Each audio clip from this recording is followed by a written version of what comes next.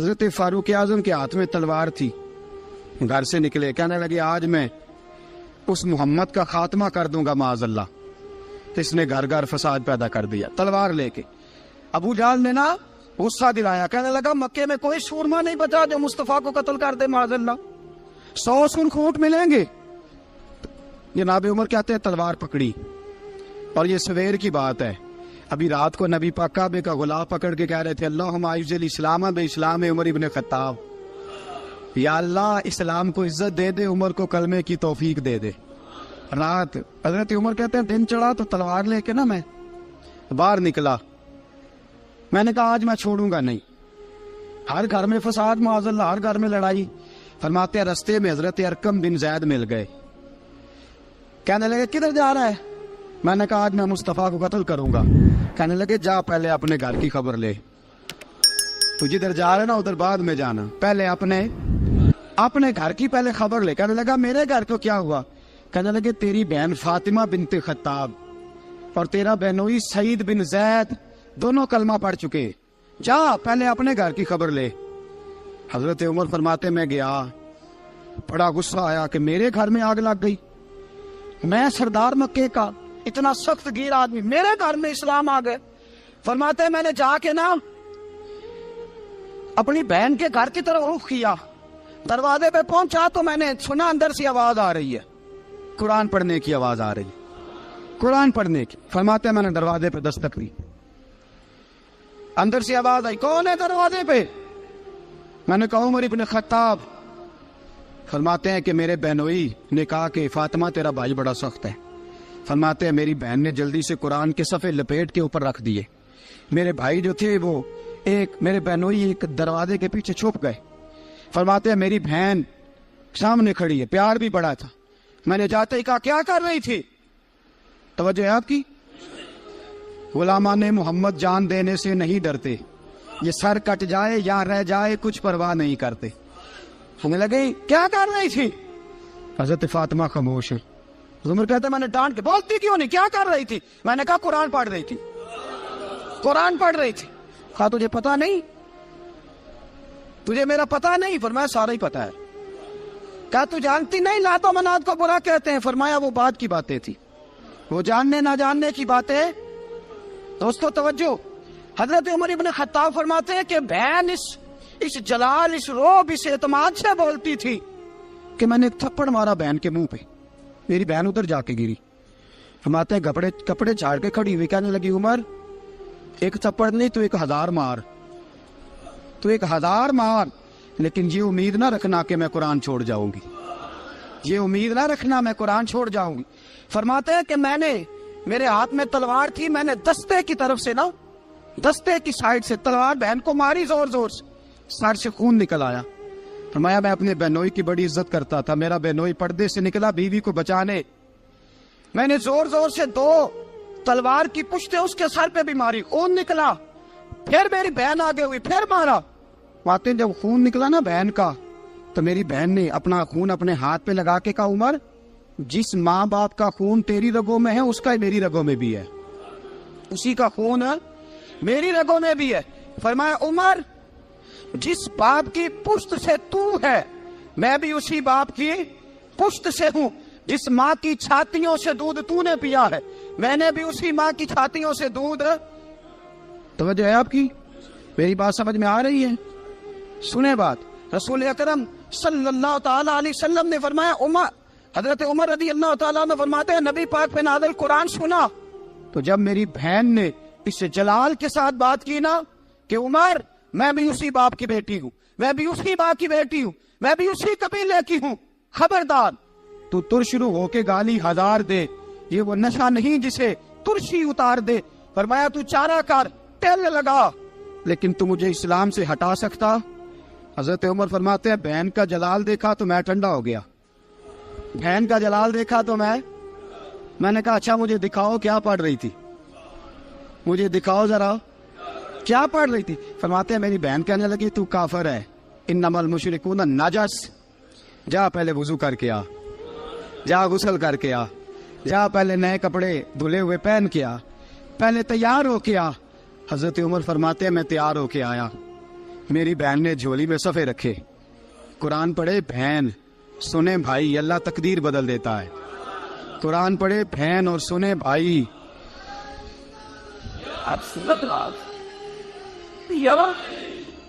قرآن پڑھے بھائی اور سنے بہن، اللہ تقدیر۔ لیکن آج بہن بھائی قرآن تو سنتے سناتے ہی نہیں نا، یہ تو رواج ختم ہو گیا نا۔ وہ قوم جو کل لڑتی تھی ننگی شمشیروں کے ساتھ، وہ آج سینما دیکھنے جاتی ہے اپنی ہمشیروں کے ساتھ۔ معاذ اللہ، نعوذ باللہ، استغفر اللہ۔ ہمارا وہ حال نہیں رہا جو تھا۔ حضرت عمر فرماتے ہیں بہن نے قرآن پڑھا، میں نے قرآن سنا، پتہ نہیں قرآن میں کیا لذت سی، میں رو رو کے بے حال ہو گیا۔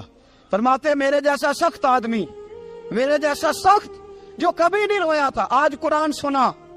فَإِذَا سَمِعُوا مَا أُنزِلَ إِلَى الرَّسُولِ تَرَىٰ أَعْيُنَهُمْ، جب قرآن، اللہ کا قرآن پڑھا جاتا ہے جو رسول پہ آیا، تو لوگوں کی آنکھوں کو تم دیکھو گے، ان کی آنکھوں میں آنسو ہوتے ہیں۔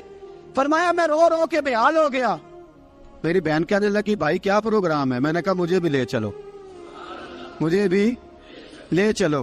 کہا چلو۔ فرمانے لگے ذرا ٹھہر جاؤ، میرے نا ہاتھ باندھو، رسیوں کے ساتھ نا میرے ہاتھ، پیچھے میرے ہاتھ باندھ لو، گلے میں میری تلوار لٹکا لو، میں مارنے آیا تھا، اب میں مجرم بن کے جانا چاہتا ہوں، مجرم بن کے۔ اور ہمارے شیخ فرمایا کرتے تھے، استاد گرامی حضرت عمر فرمانے لگے مجھے مارتے مارتے لے کے جاؤ، میں چونکہ مارنے آیا تھا نا مجھے۔ اور ایک پنجابی کا شاعر کہتا ہے حضرت عمر نے کہا کروں آیا سا مار مکاونے نو، کروں آیا سا مار مکاونے نو، ان مینو مار دے لے چلو، متے عمر دی عمر برباد ہوئے جتھے عمر سوار دے لے چلو۔ کروں آیا سا مار مکاونے نو، ان مینو مار دے لے چلو، متے عمر دی عمر برباد ہوئے جتھے عمر سوار دے، متے عمر دی عمر برباد ہوئے جتھے عمر سوار دے۔ فرماتے جب پہنچے نا دار ارقم میں تو دروازے پہ حضرت امیر حمزہ کھڑے تھے۔ حضرت امیر حمزہ، ایک شخص کہنے لگا حضرت امیر حمزہ سے عمر آ رہا ہے، فرمایا آنے دو۔ کہا حضور وہ تلوار بھی گلے میں لٹک رہی ہے، فرمایا آنے دو، وہ اگر عمر ہے تو میں بھی امیر حمزہ ہوں، وہ اگر عمر ہے تو انا اشہد اللہ و رسولہ، میں اللہ رسول کا شعر ہوں، آنے دو۔ کہا آپ کیا کریں گے؟ کہا ادب ملحوظ رکھے گا تو خاطر سے بٹھائیں گے، نمونہ اس کو ہم خلق محمد کا دکھائیں گے، اگر نیت نہیں اچھی تو میں اس کو قتل کر دوں گا، اسی کی تیغ سے سر کاٹ کے چھاتی پہ دھر دوں گا، میں آنے تو دو، آنے دو عمر کو۔ حضرت عمر آئے، دروازے میں داخل ہوئے، صحابہ فرماتے ہیں کہ حضور نے شور سنا، فرمایا کون ہے دروازے پہ؟ فرمایا عمر۔ فرماتے ہیں حضور اٹھے تیزی سے، چادر گر گئی، چادر، حضور تیزی سے اٹھے، کھول دو دروازہ۔ حضور عمر کے گلے میں تلوار ہے، فرمایا پھاٹک کھول دو۔ یا رسول اللہ عمر آپ کا دشمن، فرمایا کھولو دروازہ۔ کہا یا رسول اللہ خطاب کا بیٹا، فرمایا کھولو دروازہ۔ یا رسول اللہ ابو جہل کا رشت، فرمایا کھولو دروازہ۔ حضور ماجرا کیا ہے؟ فرمایا وہ اپنے آپ نہیں آیا، میں نے رات اللہ سے دعا مانگی ہے، میں نے مانگ کے لیا ہے، میں نے مانگ کے لیا، وہ اپنے آپ تھوڑا آیا ہے، مانگ، کھولا دروازہ، آنے دو۔ حضرت عمر جھٹ سے دروازہ کھلا نا، رسول پاک سامنے کھڑے ہو گئے۔ کیا منظر تھا؟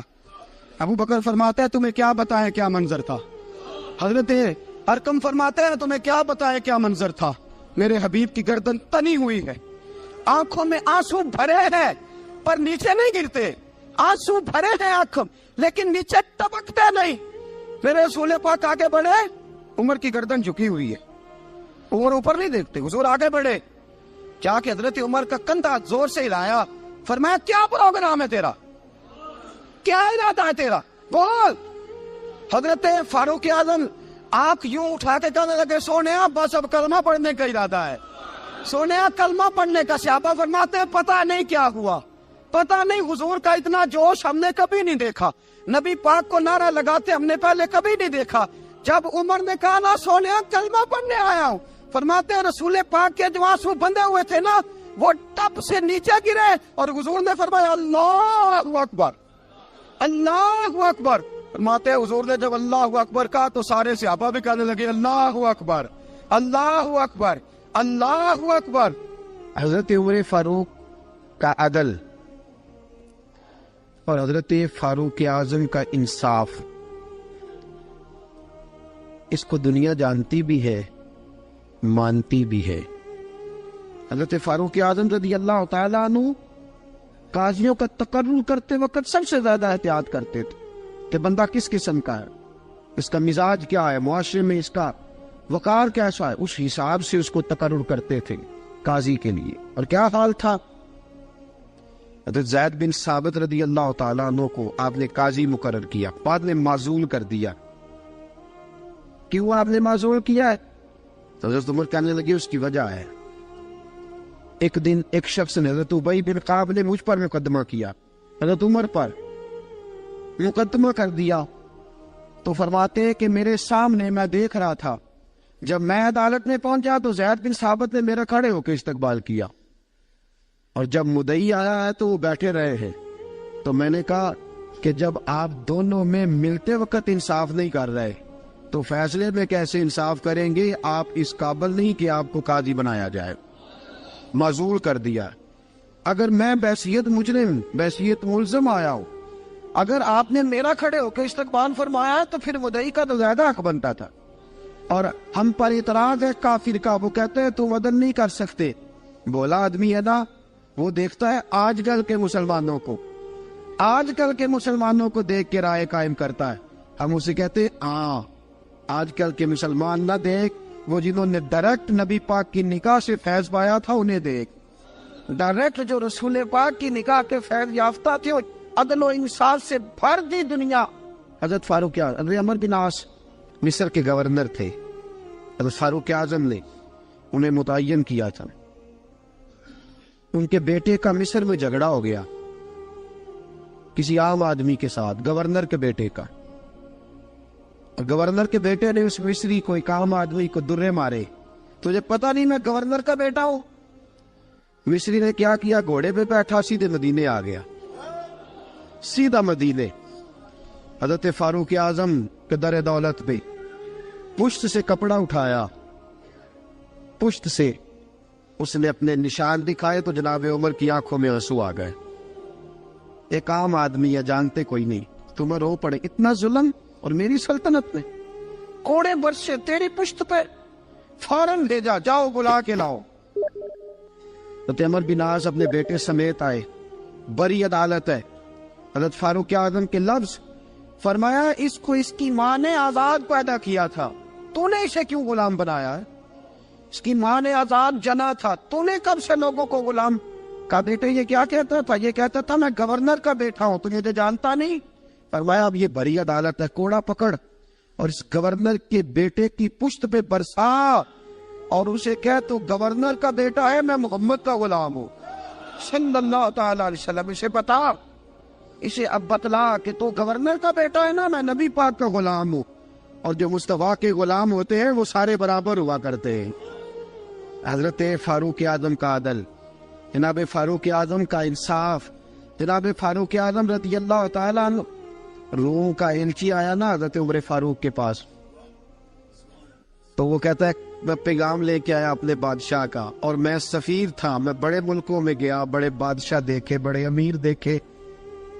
حضرت فاروق اعظم رضی اللہ تعالیٰ عنہ کے دربار مجھے بھیجا گیا، جب پہنچا تو میں نے مسلمانوں سے کہا تمہارے بادشاہ کا دربار کہاں ہے؟ انہوں نے کہا نہ ہمارا بادشاہ ہے نہ کوئی دربار ہے، نہ بادشاہ ہے نہ کوئی۔ اچھا تو پھر وہ کدھر بیٹھتے ہیں؟ کہا یا مسجد میں ملیں گے یا اپنے جھونپڑے میں ملیں گے۔ تو کہا تمہارا بادشاہ بھی کوئی نہیں؟ کہا بادشاہ نہیں، ہم مومن ہیں، ہمارا ایک امیر ہے، جسے امیر المومنین کہا جاتا ہے۔ وہ شخص کہتا ہے میں مسجد گیا، میں نے کہا عمر کدھر ہے؟ انہوں نے کہا جی ابھی نکلے تھے، ادھر ہی ہوں گے۔ میں نے کہا یہ کیسا بادشاہ ہے؟ کوئی کہتا ادھر ہوں گے، کوئی کہتا ادھر ہوں گے۔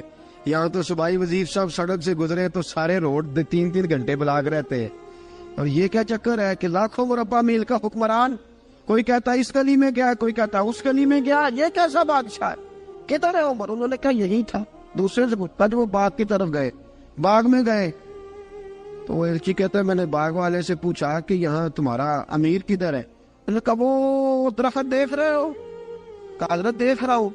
اس درخت کے نیچے وہ ایک شخص جو سویا ہوا ہے نا، مٹی کا ڈھیلا سرہانہ بنا کے، وہ درخت کے نیچے مٹی کے ڈھیلے کا سرہانہ بنا کے جو بندہ سویا ہے وہی ہمارا امیر ہے۔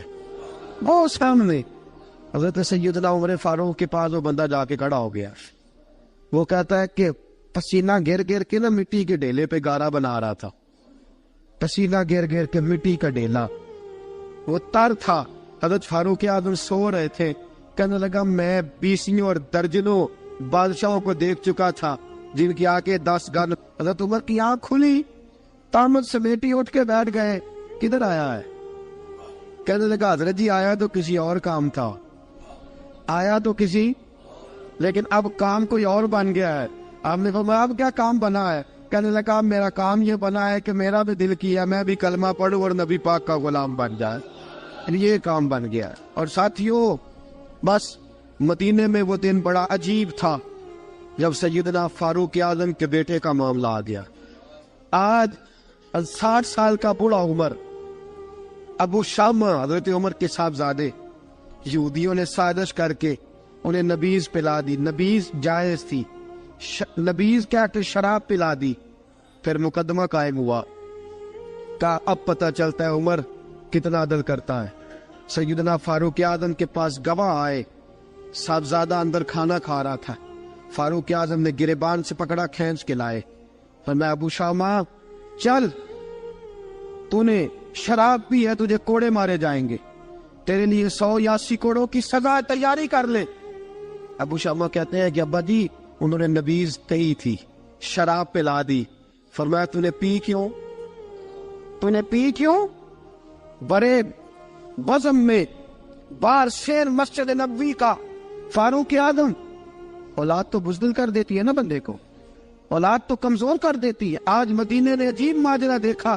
حضرت فاروق اعظم کی زوجہ روتی ہوئی آئی, کہنے لگی حضرت جی میرا لخت جگر ہے, ایک کوڑے کے بدلے پیدل حج کروں گی, ایک کوڑے کے بدلے صدقہ اور خیرات کروں گی. میرا بیٹا غلطی کر بیٹھا ہے, یہ کام نہ کرے. آپ نے فرمایا تو مجھے کہتی ہے میں یہ کام نہ کروں؟ تیرے حج اور تیرے کوڑے کیا کرتے, تیرے حج اور صدقے کیا کرتے ہیں؟ کوڑے لگانا میرے مصطفیٰ کی شریعت کا قانون ہے.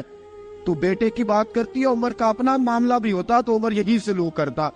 لوگوں نے کہا حضرت جی آپ تھوڑی دیر, ابھی ان کی والدہ پریشان ہے, گھر میں پریشانی ہے, ذرا ٹھہر جائے, کل پرسوں ترسوں سزا دے لیجیے گا. فرمایا تمہیں یاد نہیں جب مدینے کی ایک بی بی نے چوری کر لی تھی اور میرے مصطفیٰ کی بارگاہ میں کہا گیا تھا حضور ذرا ٹھہر جائے, سزا نہ دے, تو حضور نے فرمایا تھا اگر فاطمہ بھی چوری کرتی تو ہاتھ کاٹ دیتا. تمہیں یاد نہیں مگر مصطفیٰ کے ٹکڑے کھانے والا ہوں, میں کیوں دیر کروں؟ اس نے گناہ کرنے میں دیر کی ہے جو سزا میں دیر کروں, برساؤ کوڑے. حضرت افلا نامی غلام, حضرت جی آپ کا لخت جگر ہے. فرمایا لخت جگر نہ دیکھ, مصطفیٰ کا قانون دیکھ. میرا بیٹا نہ دیکھ, مصطفیٰ کے قانون کا قیام ضروری ہے. اگر علی بیٹے کی قربانی دے سکتا ہے, اگر لوگ فاطمہ کے بیٹے کی قربانی یاد رکھیں گے تو تاریخ کبھی بھی عمر کے بیٹے کی قربانی نہیں بھولے گی. فرمایا غلطی سے ہو گیا یا جیسے بھی, اسے خیال کرنا چاہیے تھا. کوڑے لگاؤ. 80 کوڑے لگے تو بیٹے کی روح پرواز کر گئی. جب جوان بیٹا کسی کا, کوثر نیازی نے کہا تھا باپ کا جنازہ اٹھانا بڑا آسان پر بیٹوں کے جنازے اٹھانے بڑے مشکل ہیں.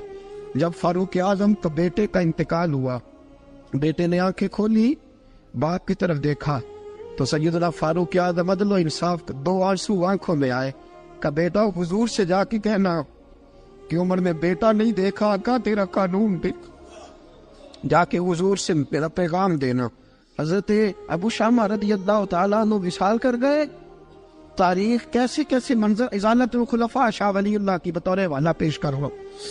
حضرت ابو شامہ کا وصال ہو گیا, 20 کوڑے باقی تھے. لوگوں نے حضرت جی آپ کیا کرنا ہے؟ فرمایا اس کا جنازہ پڑھو, اسے قبر میں دفن کرو, باقی 20 کوڑے اس کی قبر پہ مارو, اس کی قبر پہ 20 کوڑے مارو. کا حضرت جی ایسا بھی ہوتا ہے؟ فرمایا اس لیے ایسا ہوتا ہے کہ یہ میرے مصطفیٰ کا قانون ہے, میری اولاد کا معاملہ ہے تو میں درگزر کروں. فرمایا مارو کوڑے. حضرت سیدنا حذیفہ بن یمان فرماتے فاروق اعظم بیٹے کی قبر پہ کھڑے تھے, داڑھی آنسوؤں سے بھری ہوئی تھی. میں دوڑا ہوا آیا, میں نے کہا عمر نہ رو, آج خواب رات تیرے بیٹے کا جنازہ تھا, جنازہ پڑھ کے سویا ہوں تو خواب میں مجھے رسول پاک کی زیارت نصیب ہوئی ہے. نبی پاک خواب میں تھے تو 2 سبز حلے تیرے بیٹے کو پہنا رکھے تھے اور رسول پاک کی بغل میں کھڑا تھا. حضور نے فرمایا عمر کو جا کے کہنا کہ تو نے بیٹا پاک کر کے بھیجا تھا, اللہ نے جنت کے سارے دروازے کھول دیے ہیں. اللہ نے عمر کو میرا سلام کہنا اور اسے کہنا عمر تیرا حدود اللہ قائم کرنا خدا کو بھی پسند ہے, مصطفیٰ کو بھی پسند. ساتھیو عمر انتقال کر گئے. 26 ذی الحجہ کو زخم لگا.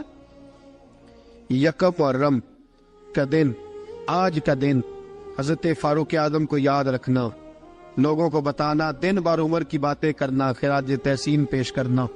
حضرت فاروق اعظم کو زخم لگا. آپ نے فرمایا اپنے بیٹے سے بیٹا جا حضرت عائشہ کے پاس. گنبد خضرا میں 3 لوگوں کے دفن ہونے کی جگہ ہے.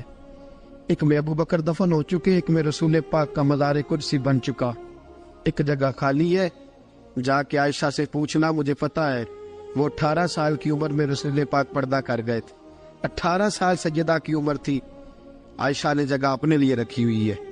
جا کے باہر کھڑے ہو کے کہنا اماں جی, عمر کہتا میرا دل کرتا ہے, میرا دل کرتا ہے کہ مجھے نبی پاک کی گنبد کے سائے میں جگہ ملے. جا کے عرض کرنا اور بیٹا باہر کھڑے رہنا, زیادہ زید نہ کرنا, مومنوں کی ماں ہے.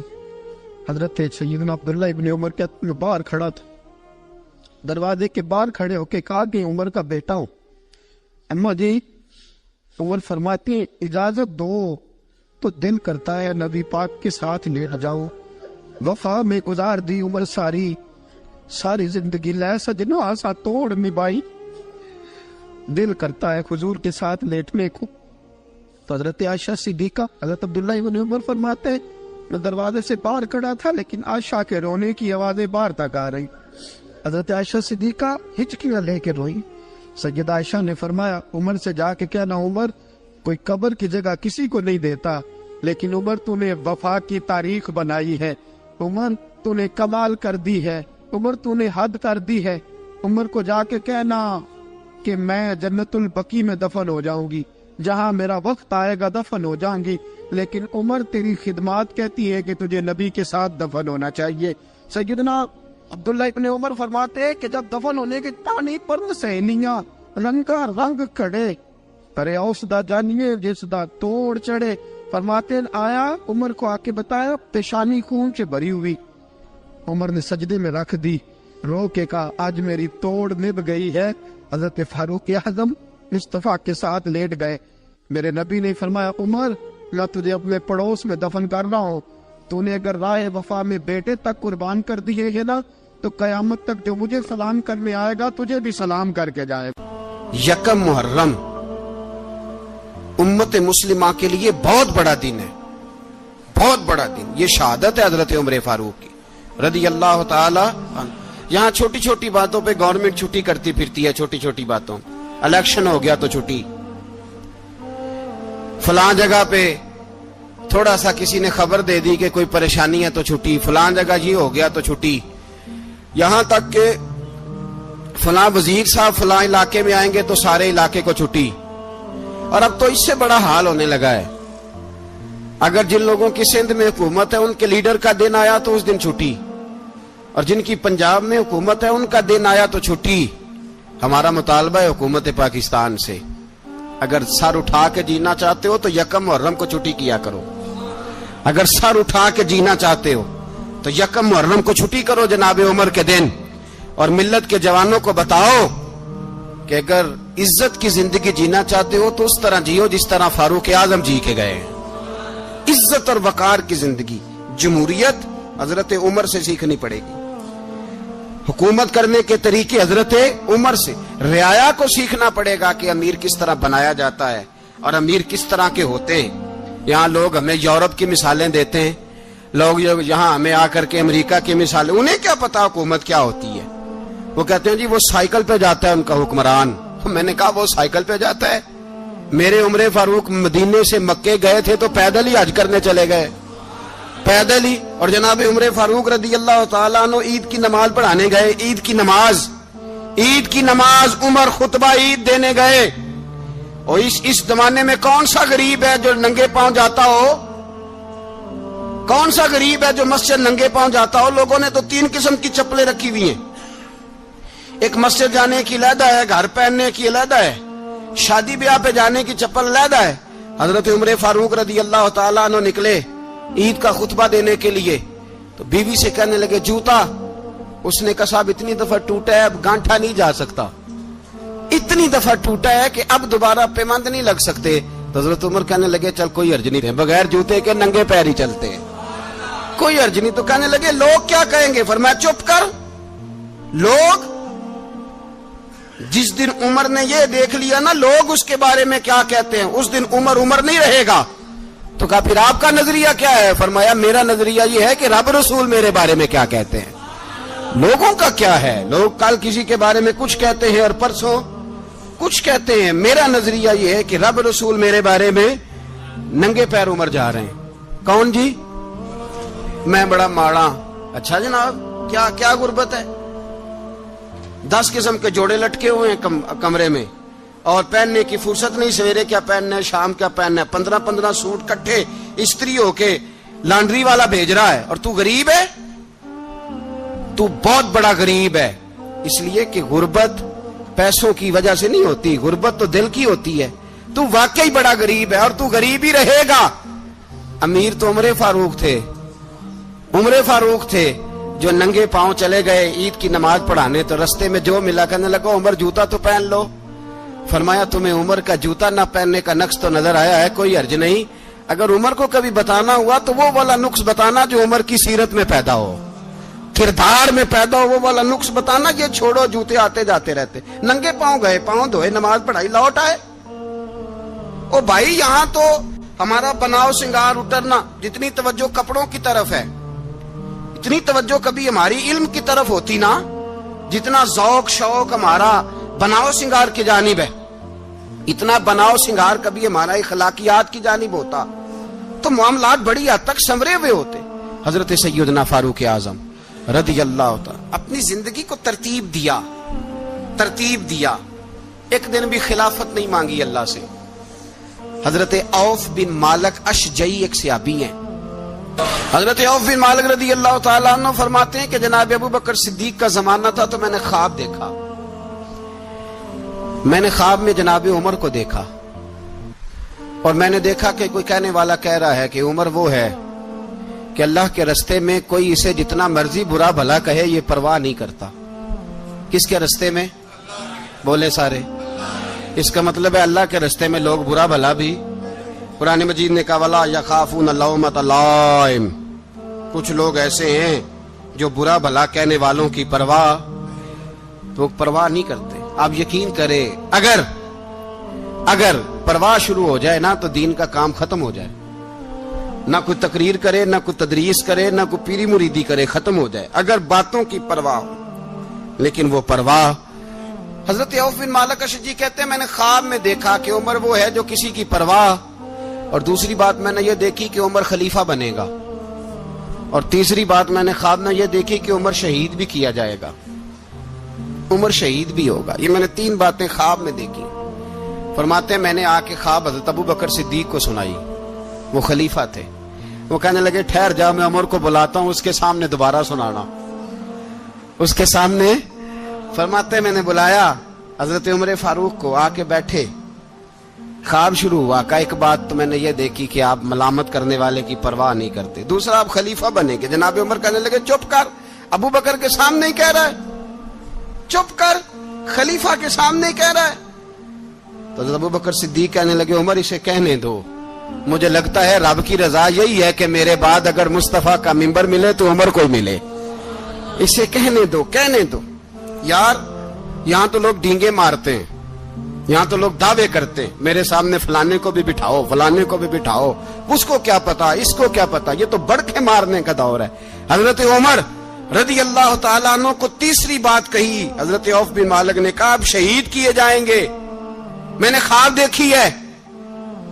نیک لوگوں کے خواب بڑی حد تک سچے ہوتے ہیں، کہا میں نے خواب دیکھی ہے۔ تو حضرت عمر کہنے لگے شہید تو دلیر لوگ ہوتے ہیں، شہید تو دلیر، جسے سارا زمانہ دلیر کہہ رہا ہے وہ اپنے بارے میں کیا کہہ رہا ہے؟ کہتے ہیں شہید تو بتلے، میں تو کاہل سا آدمی ہوں، سست آدمی ہوں، میں تو اتنا کام ہی نہیں کرتا، تو یہ خواب تو نے جو دیکھا ہے نا پھر سے دیکھنا۔ تو ابو بکر صدیق فرمانے لگے عاجزی نہ کر، انکساری نہ کر، تو جو کہہ رہا ہے ٹھیک کہہ رہا ہے، لیکن مجھے سن کے شکر بھی ہوا ہے اور افسوس بھی ہوا ہے۔ افسوس اس بات کا کہ تیرے جیسا بتلے عظیم چلا جائے گا، اور شکر اس بات کا کہ رب تجھے زندگی بھی اعزاز والی دے گا، اور شہادت کی موت دے کے اللہ تجھے موت بھی عزت والی عطا فرمائے گا۔ اللہ موت بھی تجھے عزت والی دے گا، تجھے کاہلوں جیسی موت اللہ۔ حضرت فاروق اعظم رضی اللہ، او بھائی یہاں تو اس زمانے کا سب سے بڑا مسئلہ پروٹوکول ہے۔ لوگوں کو پتا ہوتا ہے کامل پیر ہے، کامل مرشد ہے، لوگ نہیں جاتے۔ میں کسی کا مرید ہو جاؤں، میرا پروٹوکول کدھر گیا؟ پتا ہوتا ہے یہ کامل استاد ہے، میں اس کے پاس بیٹھوں گا تو میری تربیت کرے گا، لیکن لوگ شاگرد نہیں بنتے۔ میں کدھر گئی؟ یہ پروٹوکول کی مصیبت ہے نا، اس نے بڑے بڑے لوگ زیرو کر دیے، بڑے بڑے لوگ۔ اور یہ مت سمجھے کہ آپ کا وزیر اعظم پروٹوکول لیتا ہے یا آپ کا صدر پروٹوکول، وزراء، ایسی کوئی بات نہیں۔ ہم چھوٹے طبقے سے لے کر بڑے سارے پروٹوکول کے قائل ہیں۔ ہمارا تو داماد بھی کہتا ہے کہ مجھے پوچھا نہیں میں تمہارے گھر کیوں آؤں۔ ہمارا تو بھائی ہر شخص اعلان کرتا ہے پروٹوکول کا، فلانے نے عزت نہیں دی تو واپس آ جاؤ، فلانے نے سلوٹ نہیں کیا تو واپس آ جاؤ۔ لوگ جہاں سلوٹ کرنا چاہیے وہاں بھی سلوٹ کرانے کے قائل ہیں۔ پر حضرت عمر رضی اللہ تعالی، حضرت عمر کی سادگی اور پھر جناب عمر کی عاجزی، جب انسان اپنے اوپر سوار کر لیتا ہے نا، سوار کر لیتا ہے، میں بدکار پرانا خادم، کسے در ملی نٹ ہوئی، تے واصف یار نے نظر جو کی تھی تے واصف ہی ہو۔ میں اکثر سوچتا ہوں حضور نے جہاں بھی کہا نا، فرمایا میرے بعد نبی ہوتے تو خطاب کے بیٹے عمر ہوتے۔ حضور نے فرمایا عمر جس رستے سے جاتا ہے شیطان وہ رستہ بدل جاتا ہے۔ نبی پاک صلی اللہ علیہ وسلم نے فرمایا میرا عمر وہ ہے کہ اس کی زبان پر حق جاری ہے۔ حضور علیہ الصلوۃ والسلام نے فرمایا 950 سال حضرت جبریل میرے عمر کی شان بیان کریں تو ان کی عظمت ختم نہیں ہوتی۔ 950 سال جبریل عظمت بیان کرے تو ختم نہیں ہوتی۔ یہ بات ہے حضرت عمر کی، اور فرمایا عمر ابو بکر کی نیکیوں میں سے ایک نیکی ہے، یہ شان ہے اب عمر فاروق رضی اللہ تعالیٰ عنہ کی۔ حضور نے فرمایا میرے بعد نبی ہوتے تو عمر ہوتے، جس گلی سے عمر آئے شیطان رستہ بدل جائے۔ میرے عمر فاروق کی شان 950 سال بیان ہو تو ختم نہ ہو۔ عمر کی زبان پر اللہ حق بیان کرتا ہے، جو عمر کہتا ہے وہی رب کر دیتا ہے۔ حضور ساری زندگی فضیلتیں بیان کرتے رہے، عمر جواب میں کیا کہتے ہیں؟ کوئی بتائے نا کہ یہ والی حدیثیں کبھی عمر نے بھی روایت کی ہوں کہ حضور نے میرے بارے میں یہ کہا ہے۔ یہ روایتیں وہ روایت نہیں کرتے، ان سے جب لوگ کہتے عمر تیری بڑی بات ہے تو عمر رو پڑتے، کہتے میں تو اونٹ چرانے والے باپ کا بیٹا ہوں، میں تو اونٹ چرانے والے باپ کا بیٹا، اونٹ چرا۔ اس سے آگے عمر گئے ہی نہیں ساری زندگی، اس سے آگے لفظ ہی نہیں ادا کی۔ اور میں تو بھائی اونٹ چرانے والا، میرا باپ تو اونٹ چرایا کرتا تھا، 10 اونٹ تھے، میری ڈیوٹی ہوتی تھی، سنبھالے نہیں جاتے تھے، ابا ڈنڈوں سے مارتا تھا۔ ساری زندگی عمر حج کرنے گئے، ایک خشک تنا کھجور کا عمر فاروق رضی اللہ تعالیٰ عنہ نے اس کو اپنے کلاوے میں لیا، رونے لگے۔ لوگوں نے کہا عمر کیا ہوا؟ فرمانے لگے یہاں میں اونٹ چرایا کرتا تھا، یہاں میں اونٹ چراتا تھا، 10 اونٹ سنبھالے نہیں جاتے تھے۔ دیکھو رسول اللہ کی شان، آج ساری امت چلانے کا طریقہ عطا فرما دیا ہے، ساری نظریے سے پیار۔ یار پیسہ کس کو برا لگتا ہے؟ آپ جس آدمی کی 50 کروڑ کی پراپرٹی ہے اس کو پوچھیں سب سے غریب، آپ کو وہی نظر آئے گا، وہ کہے گا میں ٹائٹ ہوں۔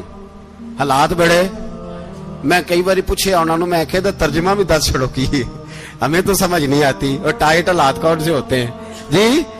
جس آدمی کا کروڑوں میں کاروبار ہے نا، اس کو آپ چھیڑے وہ رونے لگ جائے گا، رونے۔ تو کئی میں نے ایسے دیکھے ہیں کرائے کا مکان ہے، ان سے پوچھے صاحب کیا حال ہے، تو کہتے ہیں جتنی اللہ نے شان والی زندگی ہمیں عطا کی ہے کسی کو نہیں دی ہوئی۔ اس کا مطلب ہے خوشی بھی یہی ہے اور غم بھی یہی ہے، اندر سے خوشی ہے، اندر سے ہی۔ تو نے اگر راضی رہنا ہے تو ادھر سے رہنا ہے، ناراض رہنا ہے تو بس اپنے آپ کو خوش رکھے گا تو ہو جائے گا۔ سارے صحابہ مل کے آئے، کہنے لگے عمر فاروق سے کہنا ہے نبی پاک کے زمانے میں تو ظاہراً غربت تھی، ابو بکر کے دور میں بھی غربت تھی، اب تو بڑا محال ہے، عمر سے سفارش کرو کہ عمر نیا کرتا پہنا کرے۔ ملکوں کے سفیر آتے، عمر وہی پھٹی پرانی چادر اوڑھ کے اور وہی کئی جگہ پہ پیوند لگے سوٹ پہن کے سفیروں کے سامنے بیٹھ جاتا ہے۔ عمر کو مشورہ دو، طے ہو گئی بات۔ سب نے جب مشورہ دے لیا تو سارے کہنے لگے یہ بتاؤ شیر کی مونچھ کو ہاتھ کون لگائے گا؟ کہنا کس نے ہے؟ بندہ بھی تو ڈھونڈو نا۔ نے کہا جناب میرا یہ خیال ہے کہ مولا علی شیر خدا کہیں گے، کیونکہ جس شخص کی عمر کو سب سے زیادہ حیا کرتے دیکھا وہ شیر خدا مولا علی ہے رضی اللہ تعالی علی کہیں گے، اس لیے کہ جناب علی تو کئی دفعہ جب گفتگو کرتے تھے تو حضرت عمر چپ کر جاتے تھے اور فرماتے تھے علی نہ ہوتا تو میں ہلاک ہو جاتا۔ تو کہا علی سے کہو۔ جناب علی شیر خدا کو بلایا، کس کام کے لیے؟ جی اللہ اکبر۔ یہ ذرا اپنے اس دور پہ اس بات کو ذرا کہا جناب ان سے کہیں کہ زیادہ نہیں، ایک کرتا نیا پہن لے، سفیر آتے ہیں وزیر آتے ہیں تو ایک کرتا نیا پہن لے۔ حضرت علی کو بلایا، آپ فرمانے لگے کوئی اور بات ہوتی تو میں کہہ دیتا، یہ والی میں نہیں کہہ سکتا، کوئی اور ہوتی تو میں عمر کو کئی دفعہ کہہ دیتا ہوں، جلال میں بھی تو سن، یہ والی میں نہیں کہہ سکتا، میں تمہیں ایک مشورہ دیتا ہوں۔ کہا وہ کیا؟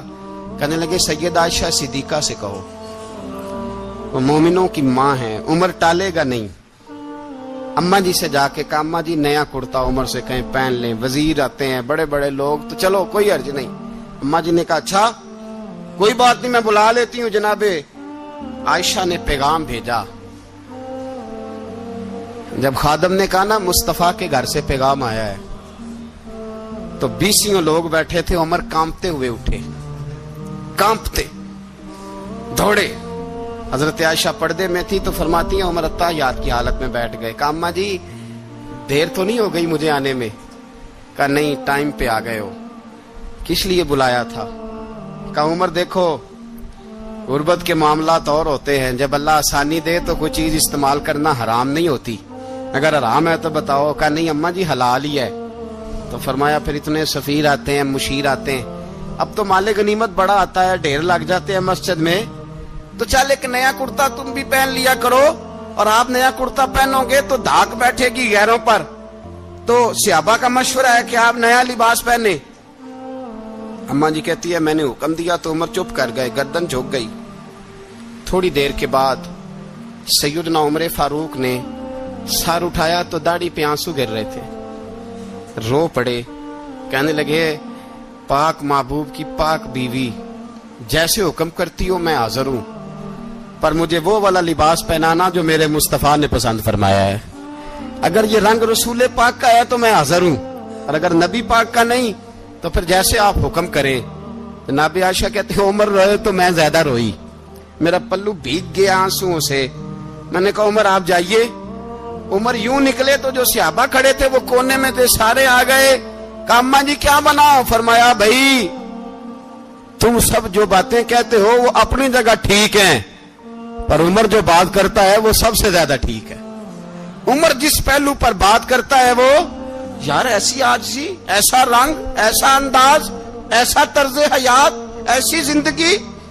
اولاد کے معاملے میں لوگ بزدل ہو جاتے ہیں، بزدل، پر حضرت عمر کا بیٹا مصر گیا، وہاں سے کمائی کر کے لایا، تجارت کرنے گیا، لاکھوں کا مال۔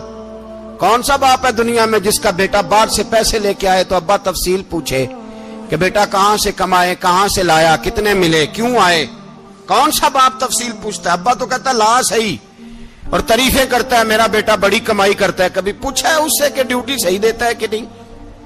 کبھی پوچھا ہے کہ تو ایمانداری کی روزی لاتا ہے کہ حرام کی کماتا ہے؟ یہ باپ کی ذمہ داری ہے، یہ اماں کی ذمہ داری ہے۔ پھر کہتا ہے بیماری کیسے آ گئی، پریشانی کیسے آ گئی؟ تو نے کبھی سوال کیا اپنی اولاد سے؟ حضرت عمر فاروق رضی اللہ تعالیٰ عنہ کا بیٹا مصر سے پیسے کما کے لایا تو جناب عمر نے بلایا، فرمایا بیٹے اتنی تو تیرے پاس راس ہی نہیں تھی، تھوڑے سے تو پیسے لے کے گیا تھا، اتنی کمائی کیسے ہو گئی؟ اتنے تو پیسے نہیں تھے صاحب، کہاں سے کمائی لائے؟ اس نے کہا ابا جی وہ جو میرے چچا ہے نا مصر کے گورنر، آپ کے دوست، انہوں نے میری مدد کی ہے. فرمایا جتنے لوگ گئے تھے سب کی ہے مدد اس نے؟ کہا نہیں صرف میری کی. فرمایا تیری کیوں کی؟ تیری کیوں کی؟ کہا حضور آپ کے دوست ہیں. فرمایا چپ کر حضور انہوں نے مجھے اتنے پیسے دیے, میں نے کاروبار میں ڈالے تو نفع آیا تو میں ان کی رقم دے کے. فرمایا خاموش ہو جا, باقی جتنے لوگ گئے تھے سب کی مدد کی اس نے؟ کہا نہیں حضور صرف میری کی. فرمایا اس نے تیری مدد نہیں کی, اس نے خلیفہ کے بیٹے کی مدد کی, اس لیے کہ وہ خلیفہ کو اپنے حق میں نرم کر سکے. فرمایا آدھا مال تیرا ہے, آدھا مال غنیمت کا ہے, مال خزانہ کا ہے, مسلمانوں کا ہے, اس لیے کہ تو جو وہاں سے مال کما کے لایا ہے وہ اپنے باپ کے خلیفہ ہونے کی وجہ سے کما کے لایا ہے, لہذا رکھ ادھر. یہاں کہتے ہیں کدھر سے آیا, کیسے آیا, کون سا حساب دیں, کیا کریں؟ او بھائی حضرت عمر رضی اللہ تعالیٰ عنہ کا اپنی اولاد کے بارے میں یہ رنگ ہے. ایک جنگ سے نا خوشبو آئی, خوشبو بڑی مہنگی ہوتی تھی, عرب میں خوشبو آج بھی بڑی مہنگی ہے, وہ زیادہ استعمال کرتے ہیں. میری باتوں کی سمجھ آ رہی ہے میرے بھائی؟ بڑی مہنگی خوشبو تھی. جب وہ خوشبو آئی تو حضرت عمر نے کہا, گھر میں پہلے پہنچی حضرت عمر کے, چونکہ زیادہ عورتیں استعمال کرتی تھی گھر کے اندر خوشبو, مرد بھی لگاتے تھے. حضرت عمر نے اپنی بیوی سے کہا, آپ کی زوجہ جو تھی وہ بڑی خوشبو کو پسند کرتی تھی. حضرت عمر نے اپنی زوجہ سے کہا کہ خوشبو لاؤ, میں نے ایک عورت کی ڈیوٹی لگائی ہے, وہ خوشبو تول کے نا تو حصہ برابر صحابہ میں بانٹ دے گی. تو آپ کی زوجہ کہنے لگی کسی بی بی کی ڈیوٹی لگانے کی کیا ضرورت تھی, میں جو موجود تھی میں بانٹ دیتی ہوں تول کے حصہ برابر. آپ نے فرمایا نہیں تو رہنے دے, اور فلانی بی بی بانٹے گی. کہا حضور میں نے بھی بانٹنی ہے, میرے پہ کچھ حق ہے؟ آپ نے فرمایا نہیں, تو تفصیل نہ پوچھ, تو خوشبو دے دے, کوئی اور بانٹے گی. خاتون خانہ تھی نا, کہنے لگی نہیں مجھے بھی آج آپ کو بتانا ہی پڑے گا کہ کوئی جو بانٹ سکتی ہے تو میں کیوں نہیں بانٹ سکتی. زوجہ کہتی عمر نے بات کی تو میری چیخیں نکل گئی. حضرت عمر فرمانے لگے جب تو خوشبو بانٹے گی نا تیرے ہاتھوں کو بھی لگے گی, تیرے دوپٹوں کو بھی لگ جائے گی.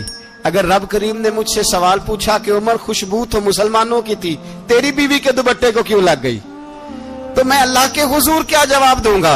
اگر اللہ نے یہ سوال کیا کہ تیری بیوی نے کیوں لگائی, وہ تو حصہ تھا مسلمانوں کا, تو نے تیری بیوی نے کیوں لگائی؟ تو فرمایا میں نہیں چاہتا کہ اللہ کے حضور مجھے اور تجھے باز پرس ہو, لہذا کسی اور کو بانٹنے دے. زوجہ روئی اور تڑپ کے کہنے لگی عمر مجھے لگتا ہے صبح قیامت بھی تیری بیوی ہونے کی وجہ سے اللہ مجھے جنت عطا فرما دے گا, تیری زوجہ ہونے کی برکت سے. بھائی یہ معیار رکھا, خدا کی قسم ایسا شخص تاریخ میں دوبارہ نہیں آیا. اتنا بڑا آدمی, اتنا بڑا شخص, اتنا بڑا آدمی, اور پھر رنگ یہ ہے کہ عمر 22 لاکھ مربع میل کا حکمران, 22 لاکھ, اور کھجور کے درخت کے نیچے مٹی کا ڈھیلا لے کے سو گئے ہیں, پرواہ کوئی نہیں, کوئی مسئلہ ہی نہیں. 2 غلام ساتھ بیٹھے تو ایک روٹی حضرت عمر نے گھر سے منگوائی, تھوڑا سا سرکہ, تو غلام کہنے لگے ہم نے بھی کھانی ہے. فرمایا کوئی حرج نہیں, روٹی کو پیٹ بھر کے کھانا ضروری تو نہیں, 3 حصوں میں بانٹ لیتے ہیں. ایک آدمی آیا ہوا تھا مصر کا رہنے والا ملنے کے لیے, اس نے پوچھا عمر کدھر ہیں, تو کہا وہ ادھر جاؤ مسجد میں بیٹھے ہوں گے. اور واپس آیا تو کہنے لگا وہاں تو 3 غلام بیٹھے ہیں, ایک روٹی بانٹ کے کھا رہے ہیں, لگتا ہے کئی دنوں سے روٹی نہیں ملی. کہا 3 غلام تو کوئی نہیں, وہاں 2 ہی تھے, تیسرے تو امیر المومنین تھے. اس نے کہا نہیں 3 غلام ہیں, کپڑے بھی ایک طرح کے پہنے ہوئے, بلکہ 2 کے تو پھر صحیح ہیں, تیسرے کے تو زیادہ ماڑے ہیں. کپڑے بھی ایک طرح کے, کھانا پینا بھی ایک طرح کا, اور ان کا نشست برخاست بھی ایک طرح کی ہے, لہذا کوئی فرق نہیں. حضرت ابو ہریرہ کہتے ہیں میں لے کے آیا, اور جناب عمر کو جب میں نے کچی زمین میں تامت سمیٹ بیٹھے دیکھا تو میں رو پڑا. میں نے اس مصر سے آنے والے کو کہا تو اس کے جلوے دیکھ, اگر اس کی ذات میں اتنا حسن ہے تو محمد عربی کا مقام کیا ہوگا. یہ مقام غور ہے, مقام غور. 10 محرم کو لوگ دیگے پکائیں گے نا, نہیں پکانی ہے, کوئی بول دے نہیں, ہاں نہ نہیں کر دے, پروگرام بدلیا تو نہیں جی عید کی کہ وہ کام شروع ہوا ہے لات ٹائٹ ہونے والا. کیوں جی پکنی ہے نا, دیکھیں 10 محرم کو انشاءاللہ تعالی ہم بھی پکائیں گے, انشاءاللہ یہاں بھی پروگرام ہوگا. تو 10 محرم کو جو دیگ پکنی ہے تو ایسا نہیں ہو سکتا کہ 1 محرم کو حضرت عمر کے نام کی بھی کوئی پک جائے. اگر امام حسن حسین کے نام کی دیگیں پکے تو جو امام حسن حسین کے سے پیار کرنے والے ہیں، جو امام حسن حسین سے، ہم لوگوں نے بھی عجیب رٹا اپنایا ہے نا. ہم لوگ بات کا ایک پہلو دیکھتے ہیں، دوسرا نہیں دیکھتے. حضرت امام حسن اور حسین کو بھی نبی پاک نے شہید کہا، اور جناب عمر کو بھی رسول اللہ نے خود شہید فرمایا. فرمایا شہید ہے، خود فرمایا اپنی زبان سے کہ یہ شہید ہے، خود میرا عمر شہید ہے.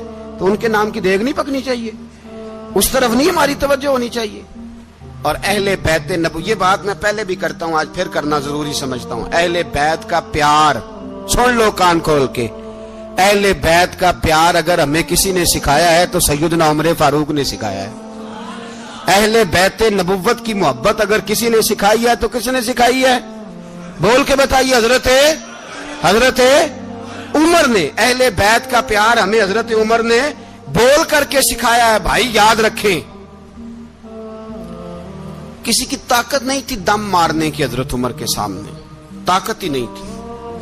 کیسر و کسرا کانپ جاتے تھے، جرأت ہی نہیں کرتے تھے حضرت. اور ہمارے تو تعلقات بڑے ہیں نا غیروں سے. حضرت ابو موسیٰ اشعری رضی اللہ تعالیٰ عنہ فرماتے ہیں میرا منشی سائی تھا، وہ کاتب کہتے تھے وہ لوگ، میرا حساب کتاب عیسائی تھا. تو فرماتے ہیں ایک دن میں نے وہ سارا حساب کتاب لین دین کے حضرت عمر کو دکھائے تو فرمانے لگے جس نے لکھے ہیں اس کو بلاؤ. کہنے لگے حضور مسجد نہیں آ سکتا. کیوں نہیں آ سکتا؟ کہنے لگے وہ عیسائی ہے. کہتے ہیں حضرت عمر جلال میں آ گئے. آپ فرمانے لگے جنہیں رب دور کرتا ہے تم کیوں قریب کرتے ہو؟